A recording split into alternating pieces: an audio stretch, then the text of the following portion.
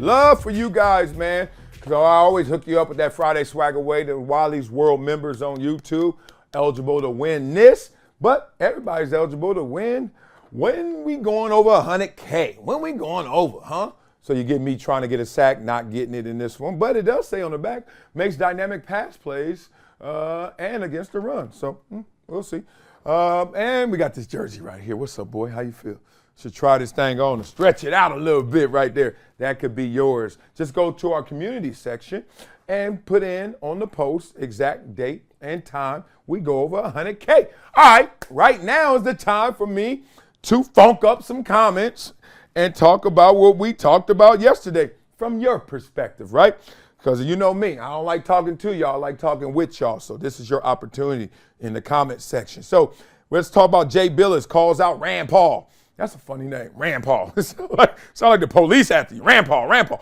Anyone that is against the athletes making the money that they create for businesses either have no idea how it works or they are frankly jackasses that like exploiting kids. Yeah, or there's another option too. They know how it works and they're jackasses. And there's another level to it. Like we don't want them getting theirs. All right, so let's be honest. As long as coaches were making $3 or $4 million a year, that's cool. Rand Paul, it's not about race. I just don't like to see black kids getting paid too. It ain't about race, just don't like black people getting paid. Crazy.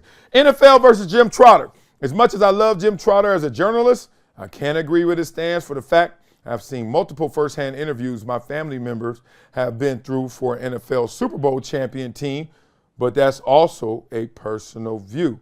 Well, that whole NFL versus Jim Trotter thing is interesting because it just seems like they just weren't aligned. And maybe they pandered, maybe they lied to him, or maybe he came in hotter than they expected. But sometimes they say, yeah, come on in with, whoa, you bringing all that? That's too much. You know, one of those situations. Lamar Jackson, racism from Mike Martz.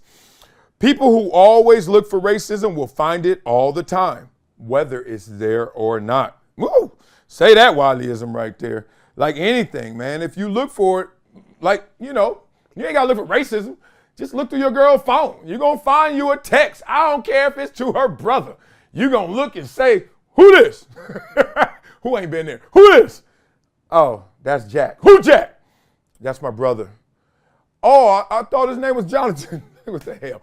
Come on, man. So, look, in situations we were talking about yesterday with Lamar Jackson, it's kind of tough. You boxed in. Can you criticize him for real or not? Just because of what he's been through, obviously what the position's been through, obviously what he's been through, and they told him to switch positions after he won a damn Heisman, and then the year after the Heisman played even better.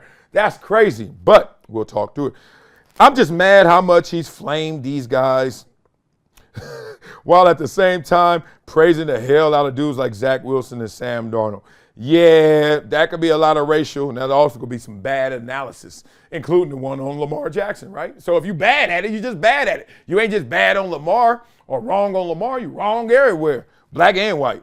My parents were born in 48 as well. They laugh at this stuff we call racism. You can criticize every quarterback except Lamar. Equality means he can be criticized. Whoa, you think like me. Like, look, dog, y'all ain't got to protect me. I don't give a damn what you think. I'm underserved, growing up. Yeah, no, I'm good.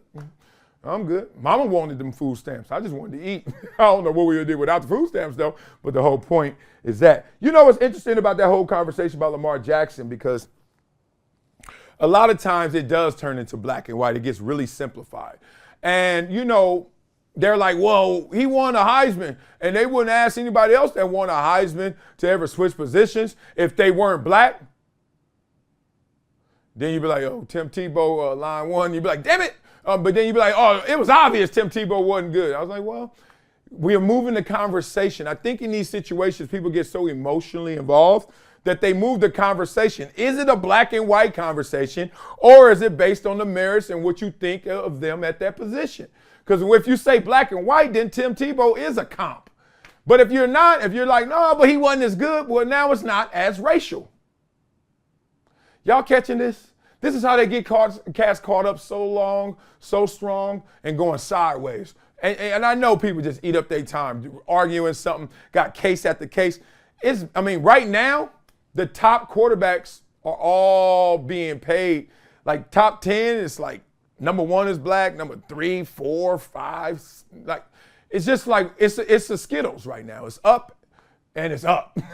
So we come a long way at the position. Is it gonna always be perfect, ever be perfect? No, because it's never been that way for the other side as well. So let's just not pick a side and just really talk through it. But I just thought it was interesting seeing all the responses that it just really got black and white almost. And some people were nuanced, and hopefully they will gather more in the middle.